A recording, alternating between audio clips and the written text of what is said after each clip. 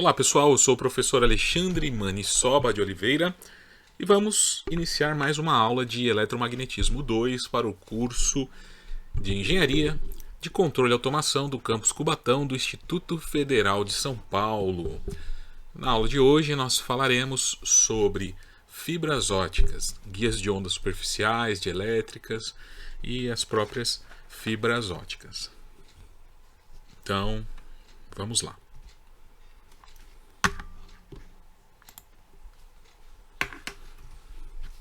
Então, quando a gente fala de fibra ótica, a gente está na verdade falando de uma guia de onda dielétrica que tem uma estrutura, né, basicamente formada por um polímero externo que a gente chama de capa protetora, que é utilizada para fazer a proteção mecânica para a fibra, e nós temos duas camadas de material condutor de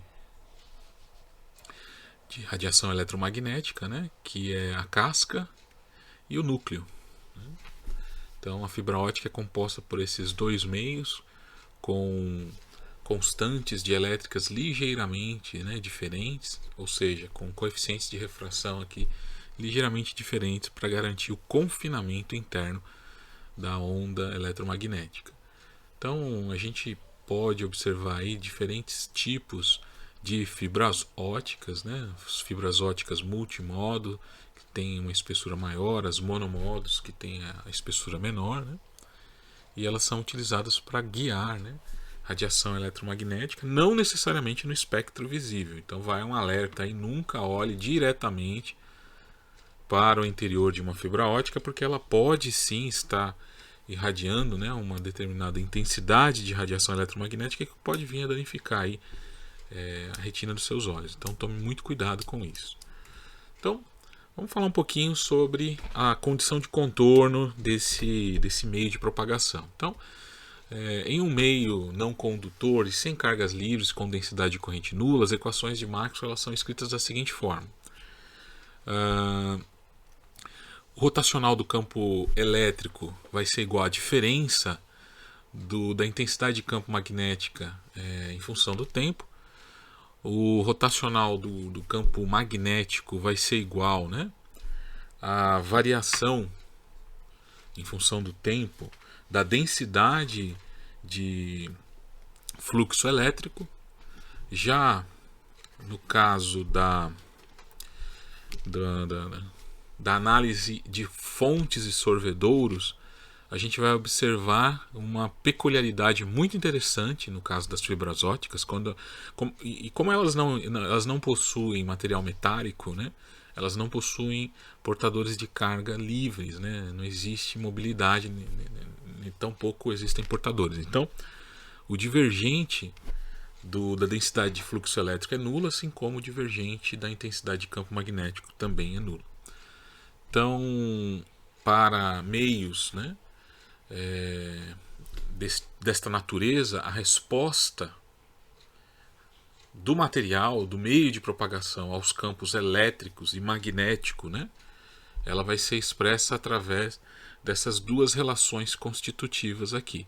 Então a gente observa primeiramente que a densidade de fluxo elétrico vai ser igual, né, à soma dessas duas parcelas aqui.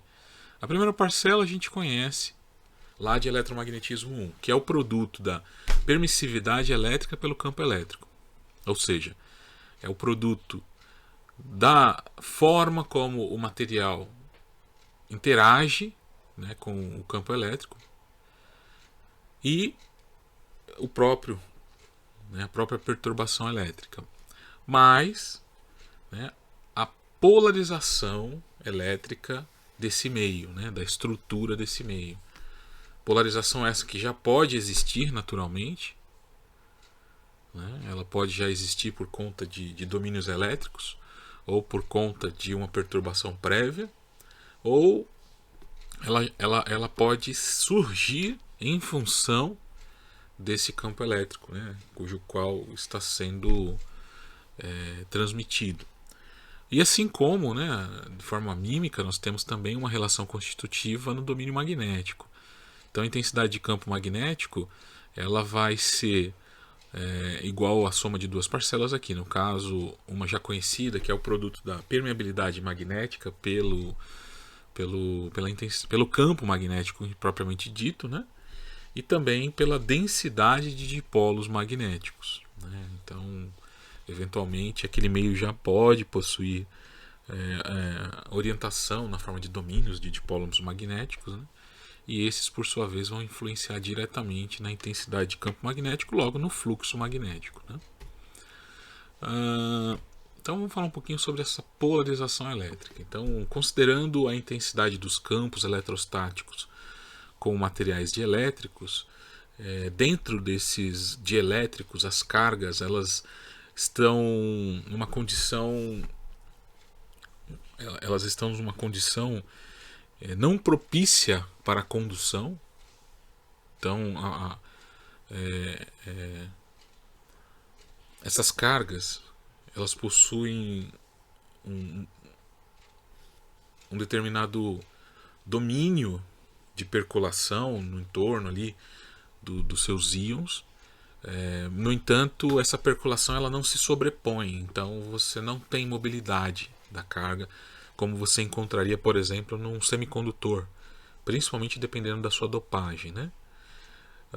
Então, nesse caso, essas cargas não estão livres para se mover, e as cargas, por sua vez, estão fortemente ligadas aos seus íons. A aplicação de um campo elétrico externo ao meio dielétrico leva ao surgimento desses domínios, dessas polarizações que a gente chama de polos elétricos, né? Então, aqui na figura a gente observa, né, uma representação bem simples, onde aqui no interior nós temos o íon do átomo, aqui já na periferia nós temos a camada de valência, né, desse átomo, e a gente observa que sem a presença de um campo elétrico, essa estrutura ela tende ao equilíbrio. Já na presença de um campo elétrico, a gente observa uma certa reorganização dessa estrutura, né?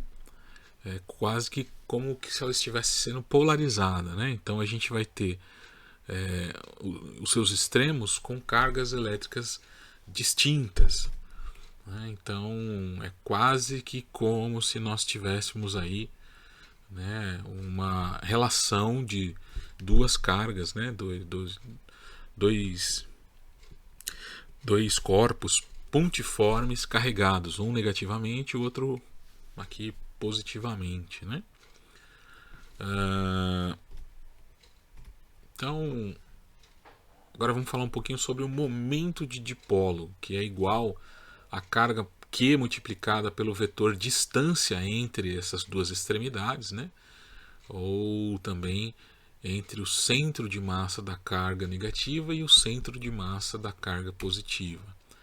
Então, o momento ele vai estar relacionado diretamente com a carga e com a distância entre o centro desses agentes promotores, né? Um fonte e outro sorvedouro. Cada átomo ou molécula do material, né, ele gera um momento de dipolo, e cada momento de dipolo gera um campo elétrico. Então, a resposta dos momentos de dipolo ao campo elétrico externo é levada em conta através do vetor de densidade de fluxo elétrico, ou também conhecido como vetor deslocamento. Então, essa resposta é uma resposta contra o campo elétrico externo. Então, esse campo elétrico interno ele acaba trabalhando contra, como a indução do campo elétrico externo. Então, se houver n dipolos por unidade de volume, o momento de dipolo total em um volume, dado aqui por ΔV, ele vai corresponder então à soma, né, de toda essa resposta do meio, né? Então, o vetor polarização P é definido como o momento de dipolo por unidade de volume, ou seja, a resposta de todo o meio para aquela radiação eletromagnética.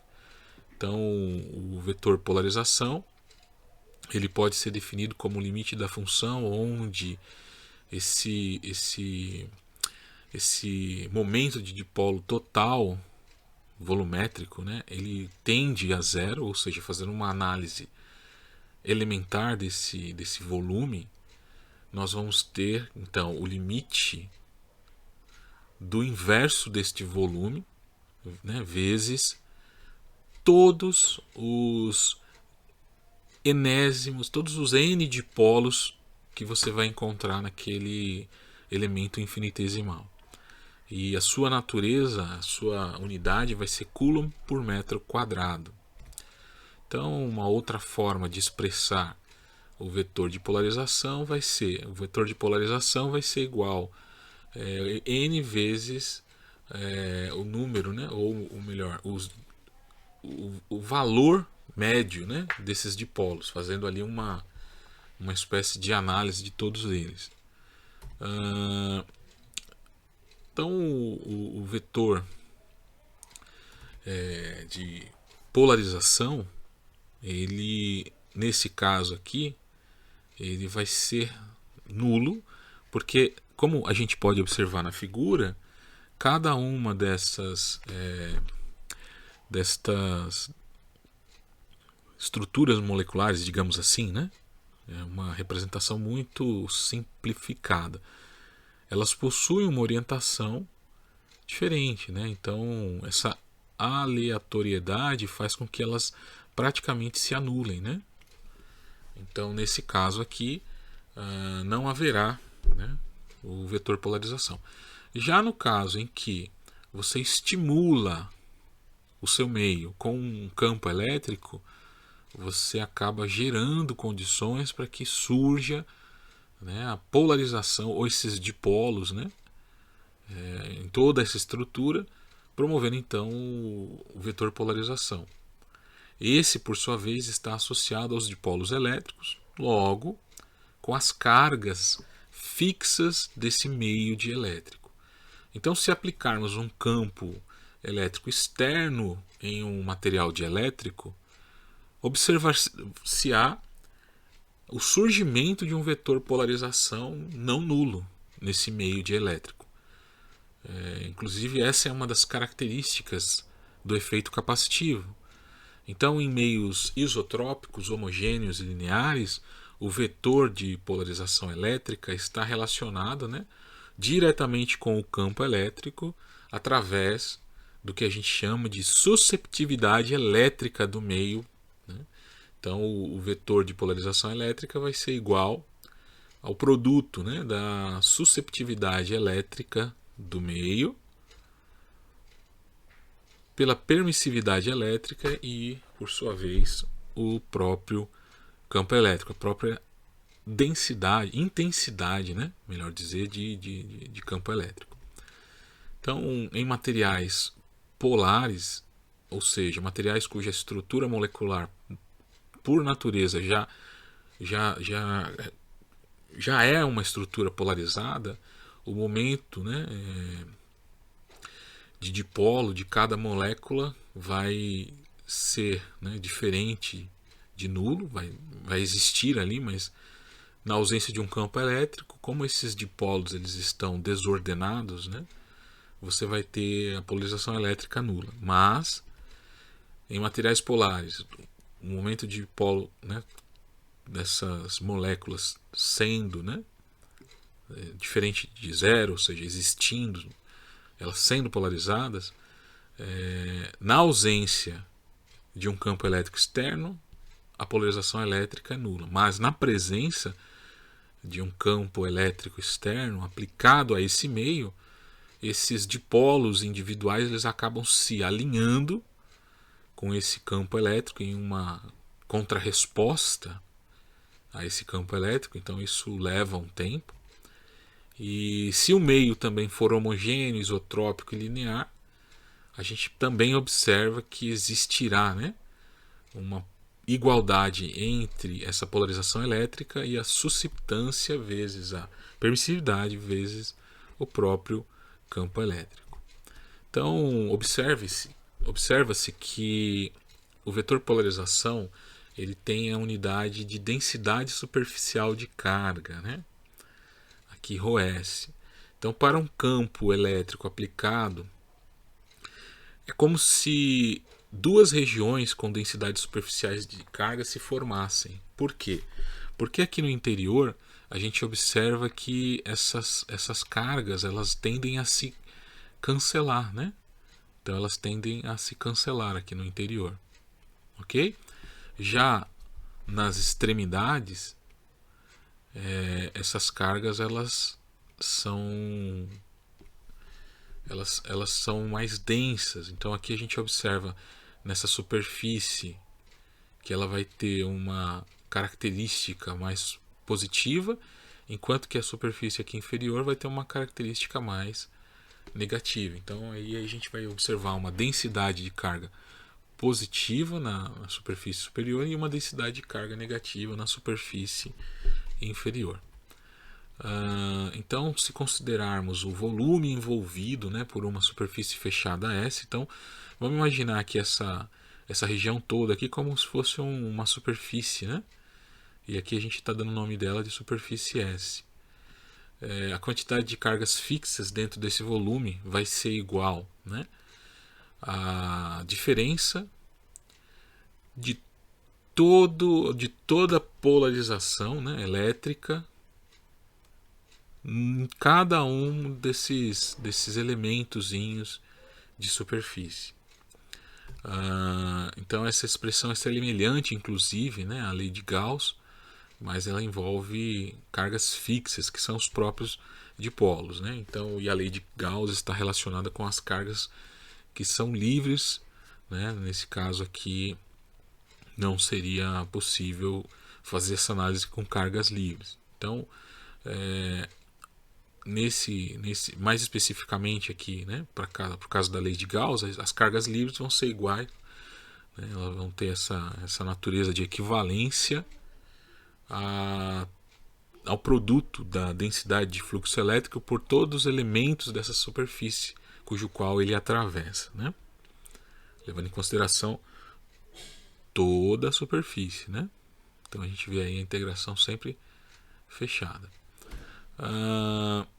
Então as cargas totais são as cargas fixas somadas às cargas livres, e se o campo elétrico estiver relacionado com as cargas totais, nós vamos ter que a carga total vai ser igual à densidade de fluxo elétrico, né, que atravessa todos os elementos de superfície que envolve ali aqueles dipolos elétricos. Então a relação entre as cargas livres e totais ela vai implicar que essa análise de todo o fluxo elétrico que atravessa a superfície ela vai ser equivalente, né, ao produto, né,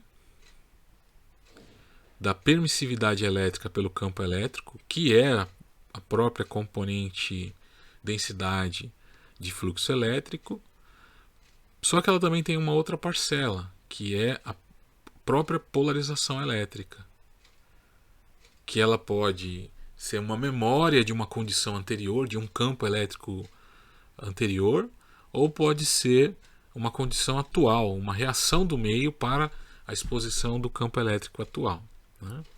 Então, a essa natureza de densidade de fluxo elétrico nós damos a compreensão, né, de cargas totais, enquanto que a parcela relacionada à polarização a gente chama de cargas fixas, né? Então, nesse caso aqui, a gente está determinando essas cargas como a resposta do meio à presença de um campo elétrico. Então, a densidade de fluxo elétrico no meio ela é dada por essa relação constitutiva que a gente já viu anteriormente, né?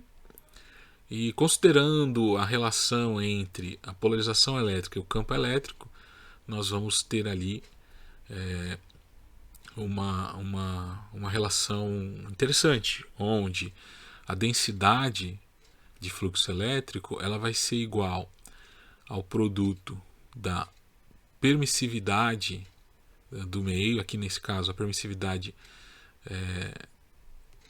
no vácuo, vezes 1 mais a susceptância. 1 é a natureza do próprio vácuo e a susceptância é a natureza relacionada a qualquer outro meio, vezes o campo elétrico. O que vai nos dar, nesse caso aqui, fazendo a consideração da relação entre a polarização elétrica e o campo elétrico, a densidade de fluxo elétrico vai ser igual a permissividade do vácuo vezes a uma permissividade relativa, que em geral é maior que 1 em materiais naturais. Em estruturas artificiais você consegue esse valor negativo, mas em estruturas naturais esse valor geralmente é maior que 1, e vezes o campo elétrico. Então a permissividade do material ela é igual à permissividade do vácuo multiplicado pela permissividade relativa. Então considere o campo elétrico aqui na figura, nesse caso aqui essa metade, preenchido com ar, enquanto que a outra metade é preenchida com material dielétrico. Então aqui nós temos o material dielétrico, enquanto que a outra metade é preenchida com ar. O vetor polarização na região do dielétrico faz com que surjam cargas fixas na superfície dessas duas regiões. Então essas cargas fixas elas fazem com que o número de cargas livres associadas, principalmente ao fluxo, a densidade de fluxo elétrico, ela aumente nas placas condutoras. Então vamos ver aqui um exemplo numérico da polarização elétrica. Seja uma placa de Teflon na região do espaço definida por x entre 0 e a metros, presente no espaço livre, onde x é maior que a e x é menor que 0 metros.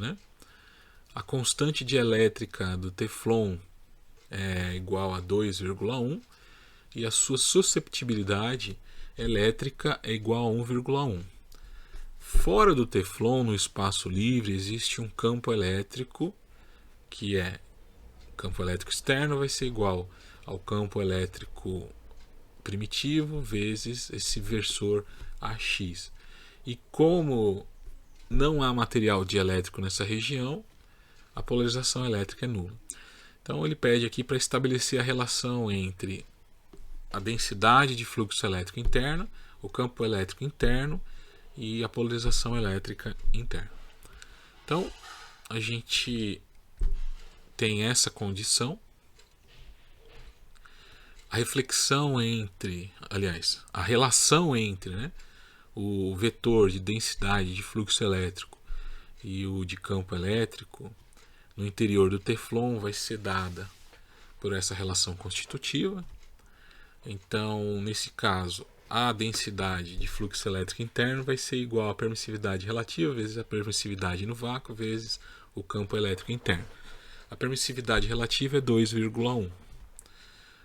O vetor polarização vai ser dado pelo produto da susceptância, pela permissividade elétrica, pelo campo elétrico. Então, nesse caso, a gente já sabe, a gente conhece a susceptância, que é 1,1. Então, a continuidade da componente normal do vetor deslocamento na fronteira nos permite escrever que o vetor deslocamento interno vai ser igual ao externo, e nesse caso aqui vai ser o produto da permissividade pelo campo elétrico, pelo versor A em x. Então, para o campo elétrico interno, nós vamos ter que ele vai ser igual à razão da densidade de fluxo elétrico interno pela permissividade. E nesse caso, ele é dado como o produto, né, dessa permissividade no vácuo vezes o inverso do produto da permissividade relativa pela permissividade no vácuo, vezes esse campo elétrico orientado, né, aqui por esse versor unitário no domínio em X, que nesse caso vai dar 0,476 vezes o campo elétrico primitivo, original, né? Vezes essa orientação. Então, para o vetor de polarização elétrica, nós vamos ter ele igual a 1,1, que é a susceptância do material, vezes a permissividade no vácuo, vezes o campo elétrico interno. Então a gente tem já o campo elétrico, a gente tem a polarização elétrica, e pelos resultados obtidos nós podemos notar que a densidade de fluxo independente do meio correspondente correspondem, né, ao efeito do campo elétrico no isolamento adicionado à polarização do mesmo. Então, este exemplo nos mostra ainda que os vetores campo elétrico e deslocamento não sofrem desvio ao atravessarem dois meios durante a incidência deles, se dá normal na interface, ou seja, se a sua trajetória é perpendicular à superfície, ou melhor, ortogonal à superfície que ele atravessa. Embora o campo elétrico presente, né, ele apresente intensidades distintas em cada meio. Então trata-se de um fenômeno explicado pela refração ondulatória. No entanto, se qualquer destes vetores, campo elétrico ou de deslocamento, provenientes de um dado meio, vir a incidir obliquamente nessa interface, nessa superfície de ligação entre os meios, a gente vai observar, obviamente, um desvio dessas linhas de campo. Então, verificado pelas resultantes dos vetores de intensidade de campo elétrico e densidade de fluxo elétrico, a gente tem esses resultados.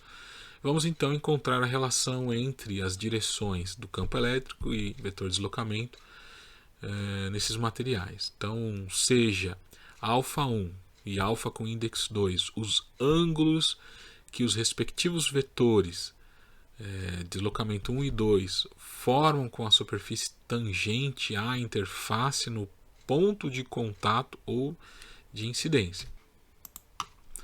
Então, nesse caso, a relação vai ser a d2 vezes seno de α2 vai ser igual a d1 vezes seno de α1. Logo, o fluxo elétrico tangencial à superfície, né, no meio 1, dividido pela densidade, né, de fluxo elétrico tangencial no meio 2, vai ser igual a essa razão entre a permissividade elétrica dos dois meios. Então a gente observa que a menos que essa incidência ela seja ortogonal, não haverá nenhum desvio nessa trajetória. Agora, sendo oblíqua, vai se perceber sim um desvio devido a essa refração. Então, rearranjando, nós vamos observar que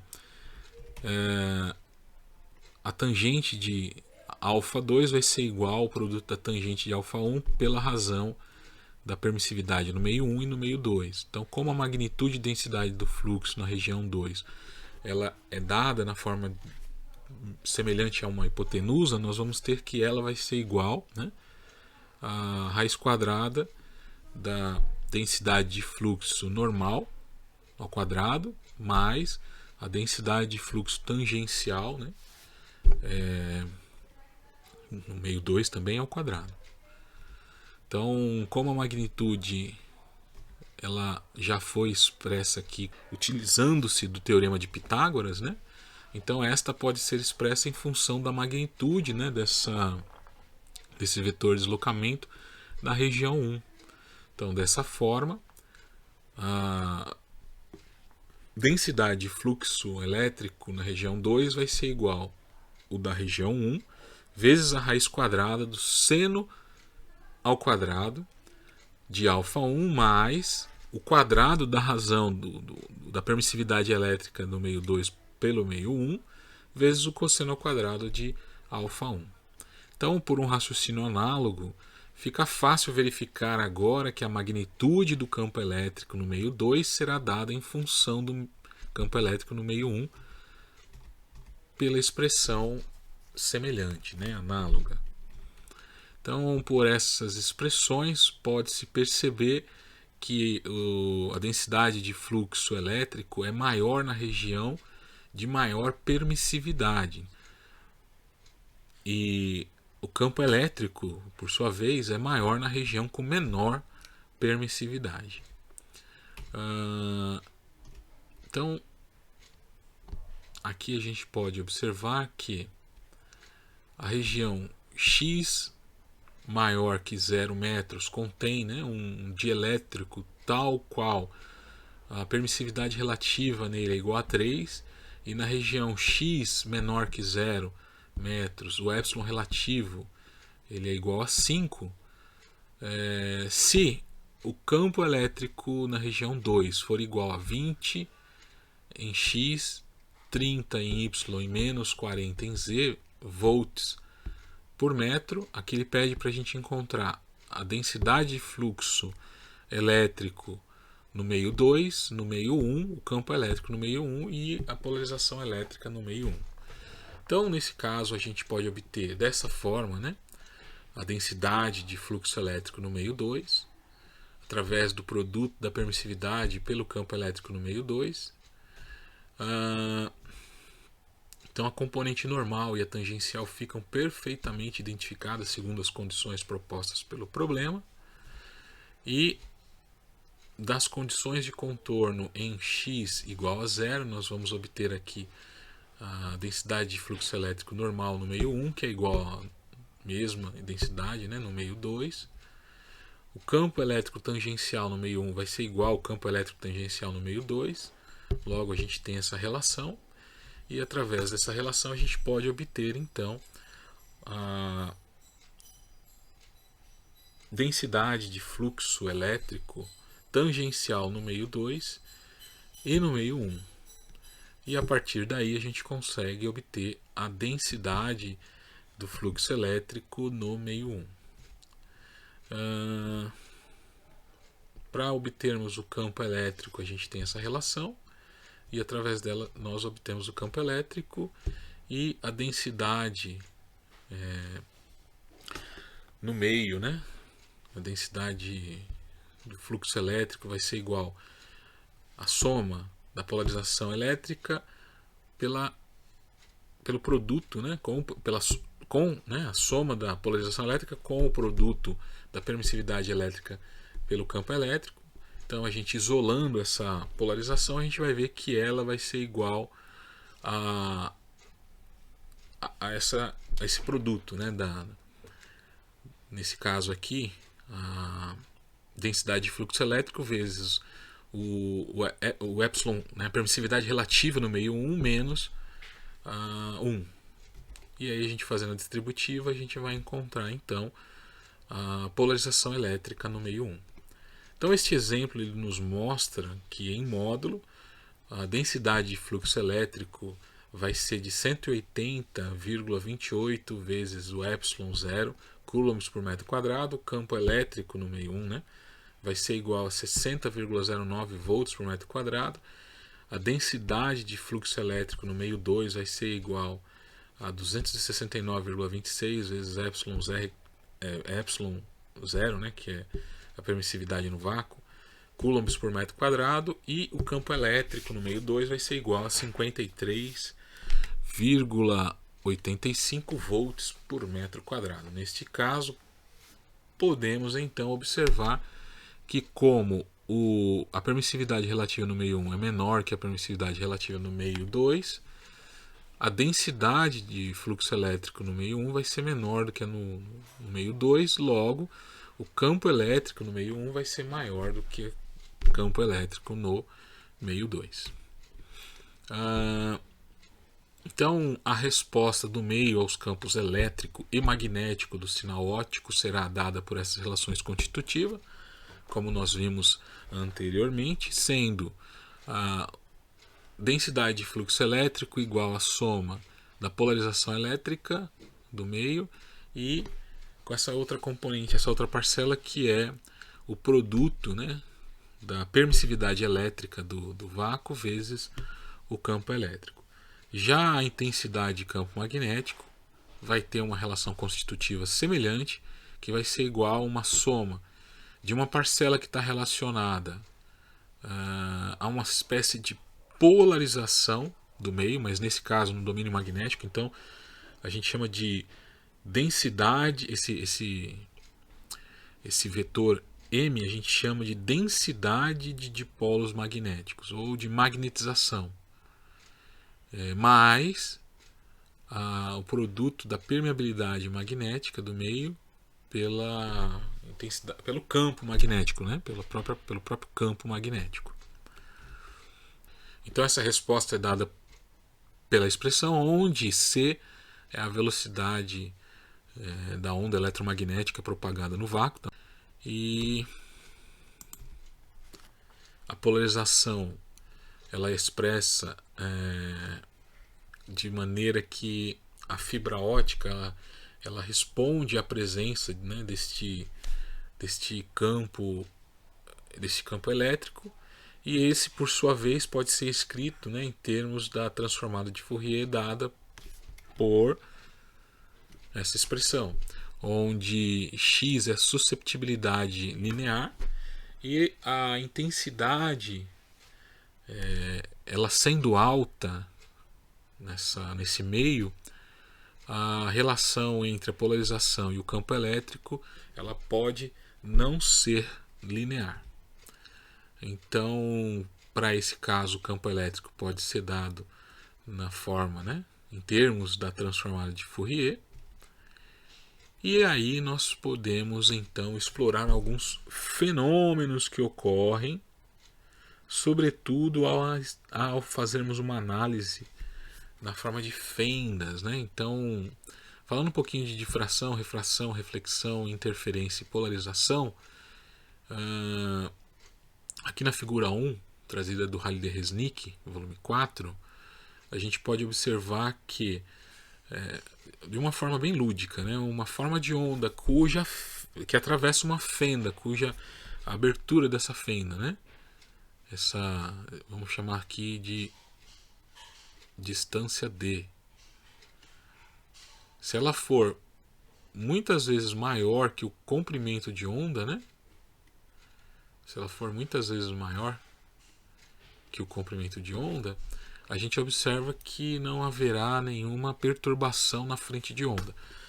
Já no caso onde essa abertura ela tem uma distância próxima, né, essa distância D ela é próxima ao comprimento de onda, a gente observa, né, o comprimento de onda lambda aqui, a gente observa que haverá uma perturbação na frente de onda. Ela vai deixar de ser plana para ser uma frente de onda, né, circular, por conta desse efeito de refração. Então a gente vai ter aqui diversas frentes de ondas, né? Então esse fenômeno se dá aí por conta desse efeito refração, né? Aqui em B a gente vê essa relação, né, dos ângulos de incidência e transmissão e a relação entre o índice de refração dos dois meios. Em C, deixa eu apagar aqui as anotações para ficar mais claro, a gente observa a reflexão total de uma luz que está incidindo numa superfície. Aqui em D a gente observa uma condição caótica por conta de interferência do meio, né? E aqui em E a gente vê o que a gente chama de polarização, né, de uma forma de onda. Polarização essa que está intrinsecamente relacionada com as suas componentes elétricas e magnéticas. Então, aqui, vamos falar um pouquinho sobre Christian Huygens. Christian Huygens ele era um físico, matemático, astrônomo, horologista neerlandês, Esse seu trabalho ele foi pioneiro nos estudos da teoria ondulatória para a luz, mais simples, obviamente, que a teoria eletromagnética de Maxwell, permanece útil até hoje, né? Ela é muito mais próxima do senso comum e do ideário lúdico, por conta das suas características, e torna assim a compreensão desses fenômenos ondulatórios mais fáceis, mais simples. Explica as leis da reflexão e da refração em termos de ondas e atribui significado físico ao índice de refração. A teoria ondulatória de Hughes ela é utilizada na construção geométrica, fabricação de lentes, fabricação de espelhos, é muito utilizada, né? Permite prever a posição da frente de onda e é baseada no princípio de Hughes, né? O princípio de Hughes ele diz que todos os pontos de uma frente de onda se comportam como fontes pontuais de ondas secundárias.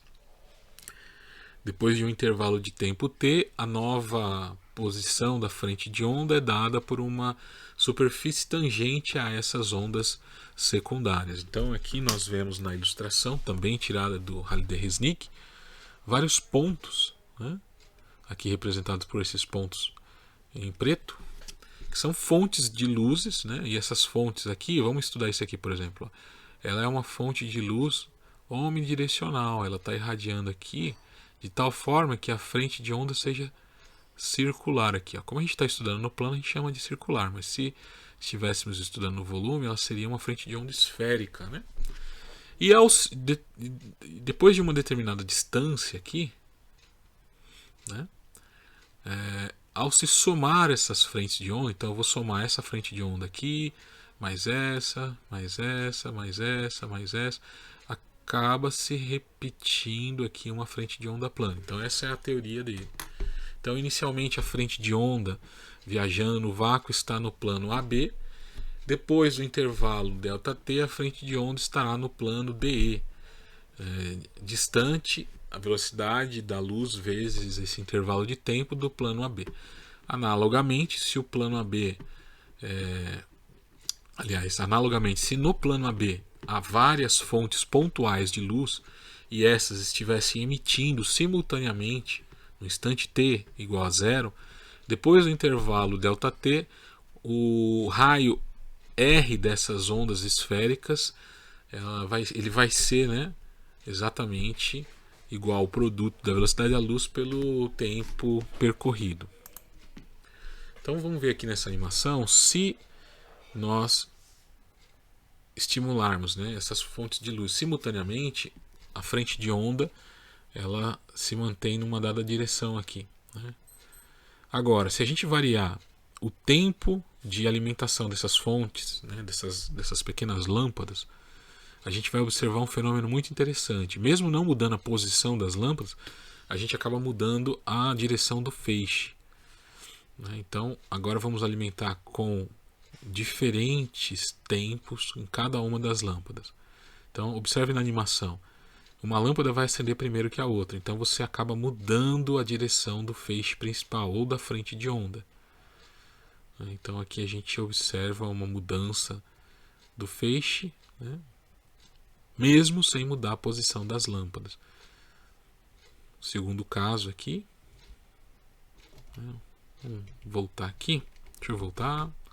Isso, o segundo caso, deixar a animação acontecer novamente.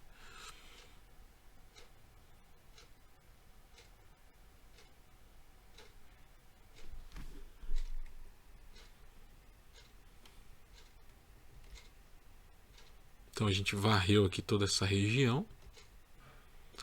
Elas distam de si nessa distância d.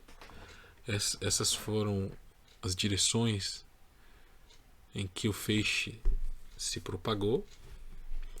E a gente observa aqui que nessas direções existe uma relação, né? A direção, o espaço de propagação vai ser igual à velocidade da luz vezes o intervalo. Existe a distância entre as lâmpadas e existe esse ângulo θ da radiação propriamente dito. E ele vai ser uma relação com o arco seno da razão do próprio espaço percorrido pelo espaço entre as lâmpadas. Então aqui nós temos uma recapitulação de eletromagnetismo 1, falando sobre a refração, né, a lei de refração. Falando um pouquinho de difração, então Augustin Fresnel, ele foi um engenheiro civil francês que se interessou por estudo de ótica. Ele estudou o efeito da passagem de luz por uma fenda, e a partir do seu estudo ele traz a teoria, né, da fenda, ou das fendas, onde esse fenômeno de radiação, de incidência através de uma fenda, ela pode ser fonte de análise de um efeito, de um fenômeno eletromagnético chamado interferência.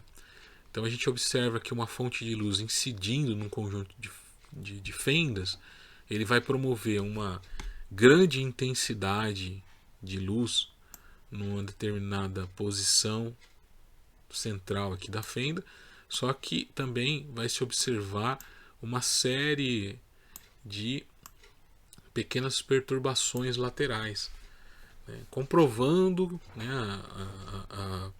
a condição de que quando você incide uma onda plana numa fenda cujo o seu diâmetro é próximo ao do comprimento de onda, haverá o surgimento, né, de uma manifestação, uma propagação na forma de ondas esféricas, de frentes de ondas esféricas, o que vai consequentemente promover aí, né, o desvio dos feixes, e esse pode ser observado através desse experimento, né, de Fresnel. Então aqui nessas figuras tiradas do Haliday-Resnick volume 4, a gente pode observar o efeito das fendas, mais especificamente, né, a relação do comprimento de onda com a largura da fenda. Então quanto mais próximo for essa dimensão da fenda ao comprimento de onda, mais forte vai ser o efeito, né, de provocar essa refração, né, ou melhor, essa difração na frente de onda, transformando ela numa frente de onda esférica. E aí nós podemos citar também o experimento de Wong. Então, em 1801, Thomas Wong ele provou experimentalmente que a luz é uma onda, né? Ao contrário do que pensavam muitos contemporâneos de Wong, né?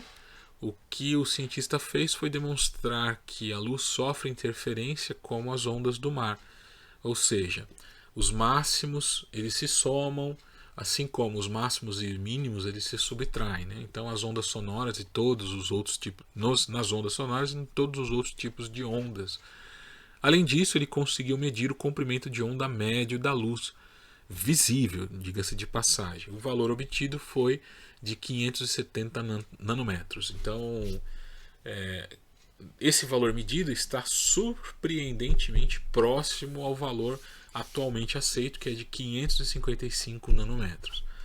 Então, ele fez o seguinte: ele criou aqui um arranjo de duas fendas logo depois de uma única fenda. E aí ele observou, ele já sabia, né, no caso, que uma fenda ia promover o surgimento de uma onda esférica, uma onda que se propaga, cuja frente é esférica, e posicionando duas fendas ele faz o efeito de interferência. Então esse efeito de interferência ele vai gerar dois tipos de interferência, né? A construtiva, onde você tem a somatória dos máximos, e a destrutiva, onde você anula a frente de onda, fazendo surgir então nesse padrão que ele projetou uma série de máximos e mínimos locais, né? Então desse experimento ele pôde obter estas informações. Então está aqui uma análise dessa intensidade relativa do experimento, né, de fendas de Wong.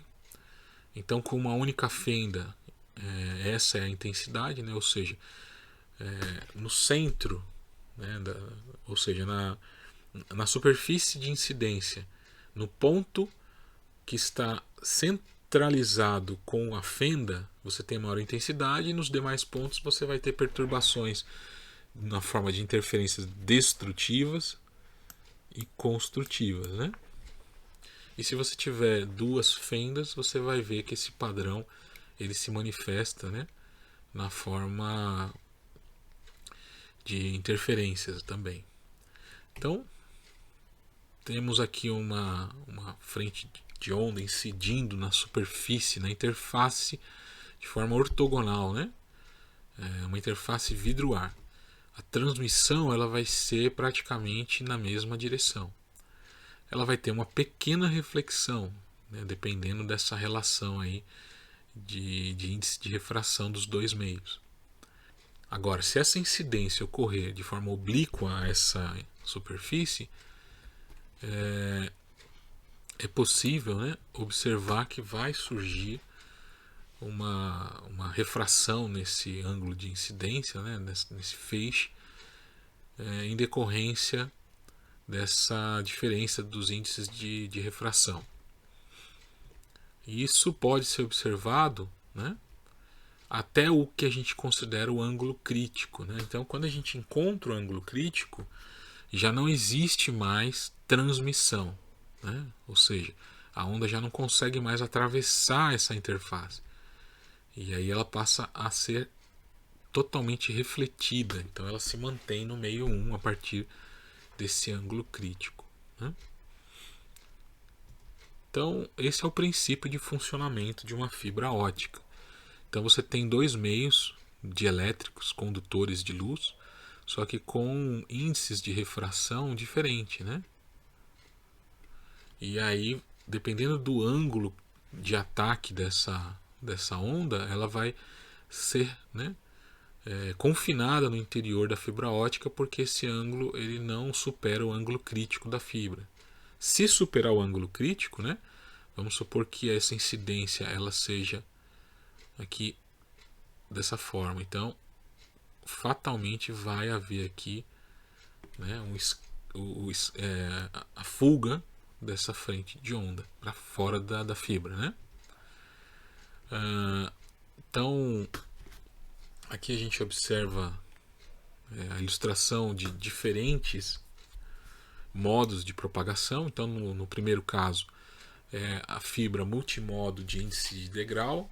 No segundo caso é a fibra multimodo de índice gradual.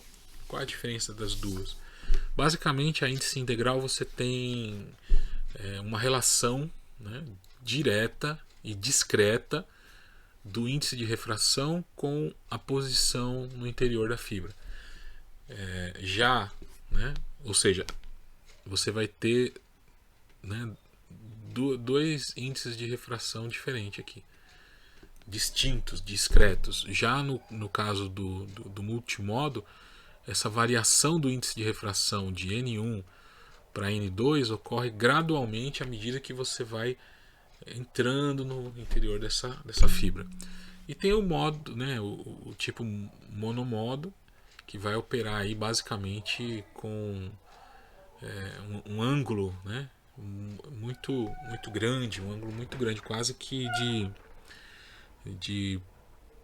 quase que um ângulo de ortogonalidade com a superfície na entrada ali da fibra.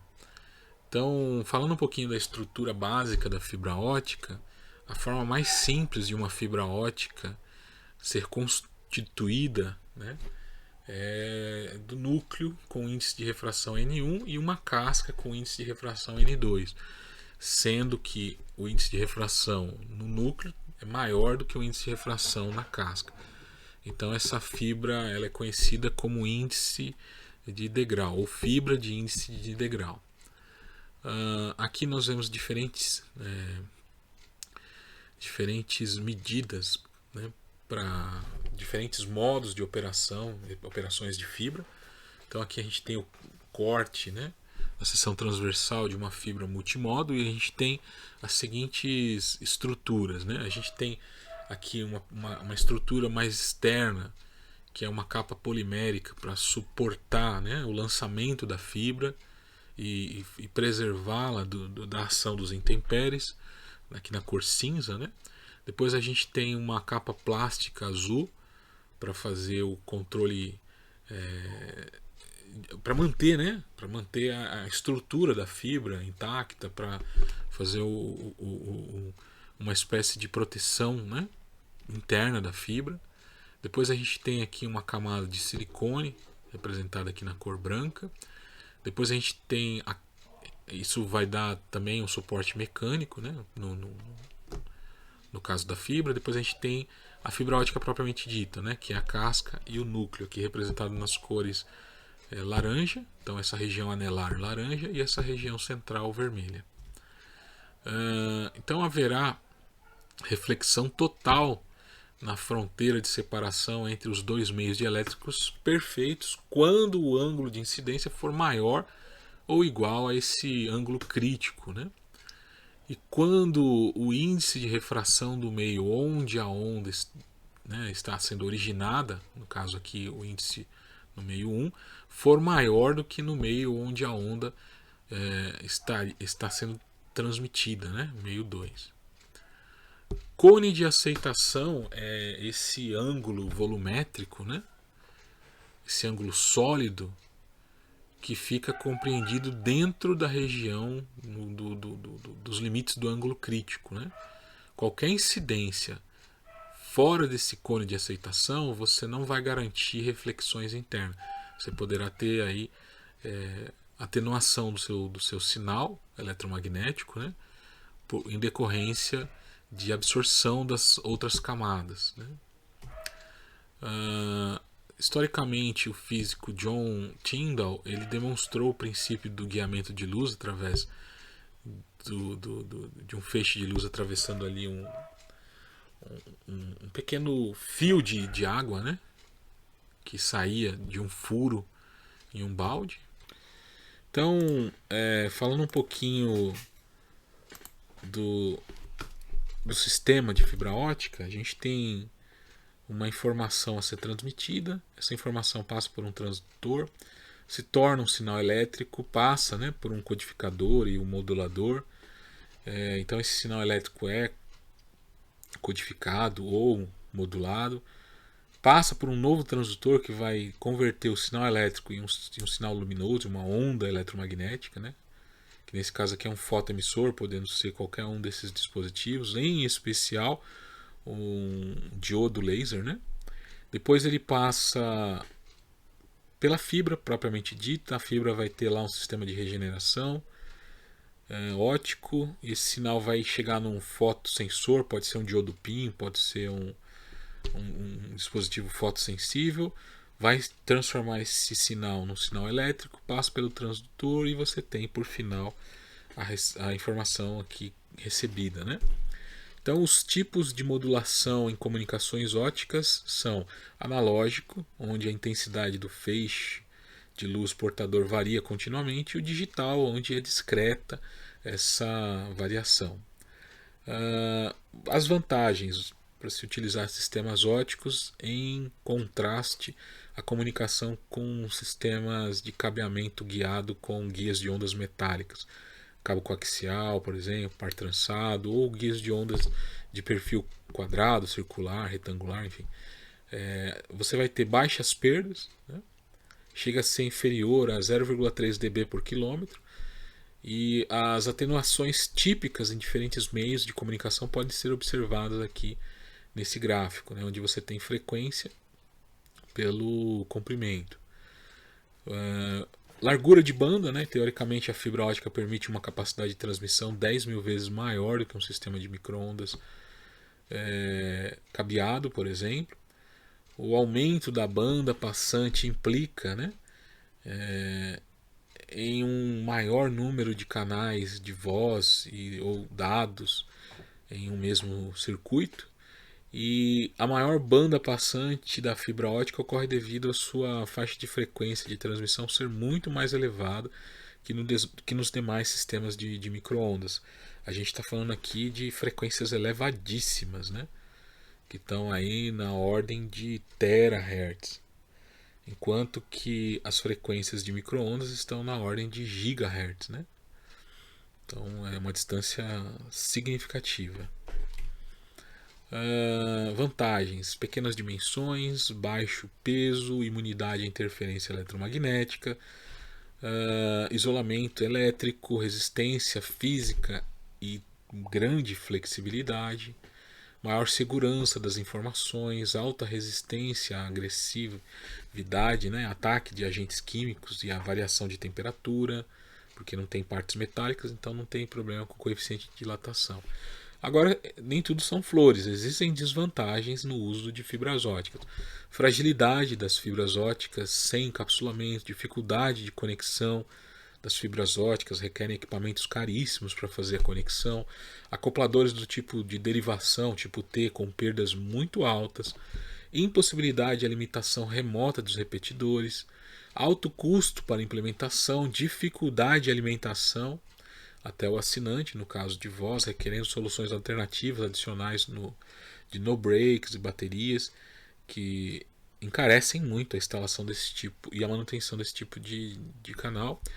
Pouca mobilidade também é uma outra desvantagem. Aplicações de longa distância são, em geral, as escolhas clássicas para o uso de fibras óticas, né, por questões óbvias. Comunicações de curtas distâncias, mas com larguras de banda consideravelmente elevada, né? Interligação de torres, né, de telefonia celular é um exemplo de aplicação. Redes industriais, um ambiente onde você tem muita interferência, né, e você precisa garantir compatibilidade eletromagnética e segurança. Vamos falar um pouquinho da fibra, né? Do tipo de fibra, né? Quanto o seu perfil do coeficiente de refração. Então aqui nós temos uma fibra em degrau, né?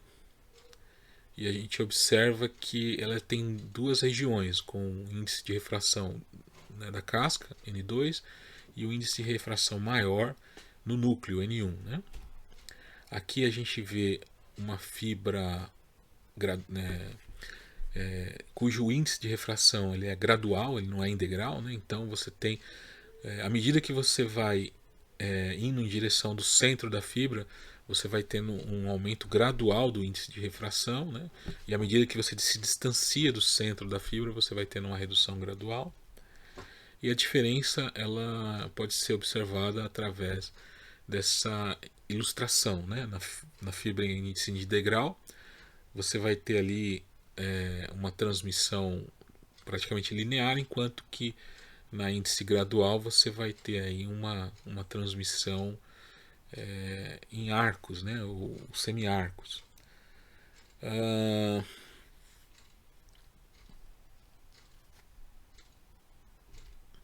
Então aqui nós vemos os dois casos, né, os dois exemplos. E basicamente, no primeiro caso, a gente vai observar que o sinal ele vai sofrer uma degeneração, né? Então, um sinal com esse shape no domínio do tempo, ao passar por uma fibra ótica em degrau, ele vai chegar, né, com uma certa deformação. Bem como, né, existe essa degeneração do sinal, mas na fibra de índice gradual essa degeneração é menor. E aqui a gente vê que é a forma que oferece menor, né, degeneração do sinal. O sinal de entrada é praticamente semelhante ao sinal de saída. A atenuação ela ocorre devido à absorção do material, espalhamento, a atenuação em emendas e conexões, a perdas com acoplamento no início da fibra, irradiação devido a curvas. Você tem um gabarito que deve ser seguido, caso contrário você vai ter esse tipo de problema, né? Um gabarito de curva, ou seja, um raio mínimo para fazer essa curva, perda por microcurvaturas, né? Defeitos mesmo no processo de construção da fibra, perdas por modos vazantes, né? Modos que não são adequados para aquele tipo de propagação, para aquele tipo de material. Então, a absorção do material é um tipo de perda relacionada com a composição do material e o processo de fabricação da fibra. Pode ser absorção devido a defeitos na estrutura atômica, absorção intrínseca, extrínseca, absorção devido a íons de OH-, por exemplo. Aqui nós temos diferentes níveis de atenuação em função do comprimento de onda, né? Aqui novamente. Então nesse gráfico a gente vai ilustrar a atenuação em função da distância, né? Então quanto maior for a distância, né? De forma diretamente proporcional vai ser também a atenuação. Perdas por espalhamento. Então as perdas por espalhamento elas incluem redução da amplitude do campo guiado por mudanças na direção de propagação causadas pelo próprio material e por imperfeições no núcleo da fibra, ou seja, ocorre o desvio da luz, né, em várias direções. Então é como se você tivesse ali pequenos obstáculos, né, que vão gerar aí interferência nessa transmissão.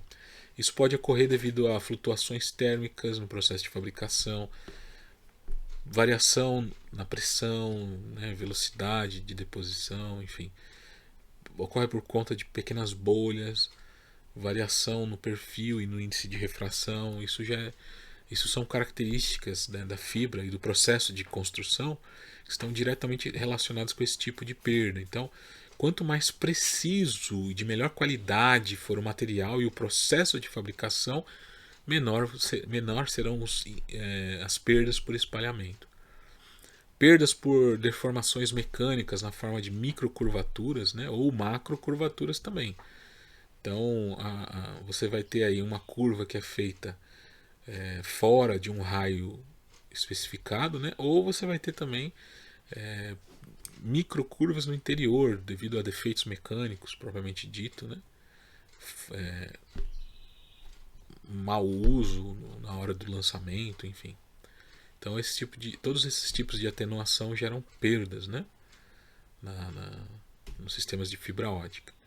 E dispersão: quando a luz se propaga em meios dispersivos, a sua velocidade de propagação muda com o comprimento de onda, e aí você vai ter um problema sério quando você tiver uma frente de onda formada por uma largura de banda grande, né? Se for uma onda de banda larga, você vai ter frequências diferentes e essas frequências vão sofrer diferentes intensidades de dispersão, gerando diferentes tempos de propagação para as parcelas de energia que compõem o sinal. Então essa diferença de tempo de propagação e velocidade da energia de um pulso que se propaga na fibra ótica produz o alargamento do pulso no tempo. Então isso acaba comprometendo a velocidade de propagação de uma fibra ótica, né?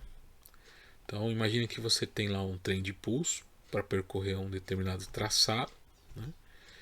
E depois, né, de um efeito desse, né, você pode comprometer significativamente, né, por conta dessa deformação, né, do seu sinal, você pode comprometer significativamente a sua informação. Então existem 4 mecanismos básicos da dispersão em fibra ótica, que é o dispersão modal, dispersão material, dispersão de onda e dispersão de modo de polarização. A dispersão modal, característico de uma fibra multimodo provocado por vários caminhos de propagação possíveis. Então você tem um único sinal e ele acaba tomando caminhos diferentes. Então quando esse sinal chega, então um sinal aqui vai chegar, né, num determinado instante de tempo, e com um pequeno atraso vai chegar um outro sinal. Então o sinal original que tinha um shape, e você vai acabar tendo um sinal, né, com uma largura maior, que é a somatória dos dois sinais que chegaram, né? Você vai ter efeito de dispersão cromática, né? Então isso também vai comprometer muito o sinal, porque cada frequência vai ter uma atenuação diferente na sua velocidade de propagação. Interferência intersimbólica, né? Você vai ter essas sobreposições, o que fatalmente vai comprometer aí a inteligibilidade do seu sinal, né? Falando um pouco da fibra multimodo índice integral, ela tem uma maior robustez para esse tipo de problema apresentado, né? Já a índice de degrau monomodo é uma das melhores fibras, porém a sua largura de banda é menor. E é isso, pessoal. Então terminamos aqui o nosso conteúdo sobre guias de ondas dielétricos, né? Mais especificamente fibras óticas. Façam aí as atividades disponibilizadas no ambiente virtual de aprendizado e nos vemos na próxima aula. Muito obrigado e até logo!